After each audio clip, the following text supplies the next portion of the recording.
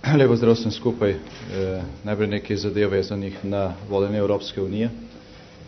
Kot veste, Evropska komisija včeraj predstavila okoljsko-energetski paket. Ta paket je ena od prioritet slovenskega predsedovanja Svetu Evropske unije.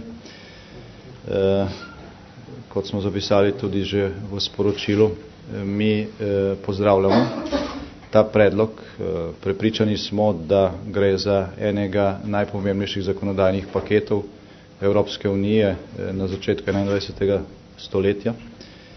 Cilji, ki so bili nasplošno definirani za celotno Evropsko unijo marca lanskega leta, so v tem predlogu razdelani v tem smislu, da so predlagane poti, po katerih te cilje dosežemo, in da so seveda predlagane tudi konkretne zaveze držav članic.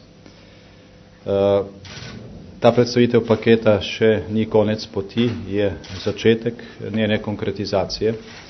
Zdaj sledi precej naporna faza usklajevanja in proceduralnih postopkov. Slovenija je vključena v ta proces kot predsedujoča svetu v tej najtrši fazi. Veseli smo, da je Evropska komisija že v pripravah na oblikovanje tega predloga dosegla znatno mero soglasja med državami članicami. Ni pa to soglasje popolno in tega tudi ni nihče pričakoval.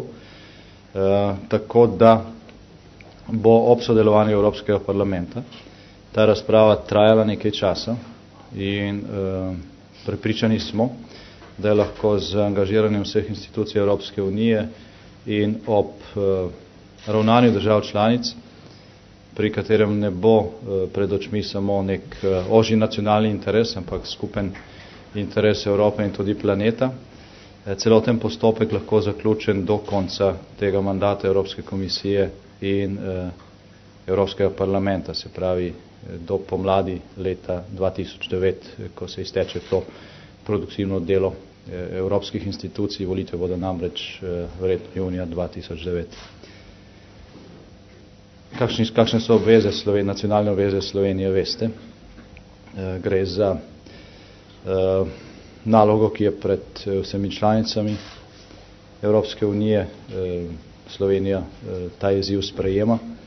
Nanj smo se začeli pripravljati že ob sprejemanju strategije razvoja Slovenije, ker smo kot enega od ciljev zapisali načelo trajnostnega razvoja. Z resolucijo o nacionalnih razvojnih projektih smo predvideli nekaj projektov, ki gredo v smer večje zelenitve slovenske industrije, zmanjšanja emisij v nekaterih ključnih sektorjih in tudi investicij za povečanje obnovljivih virov energije v nacionalni energetski bilanci. Slovenija se zaveda, da bo v teh razpravah odprto tudi vprašanje uporabe oziroma involviranja jedrske energije v zagotavljanje zmanjšanja emisij toplogrednih plinov.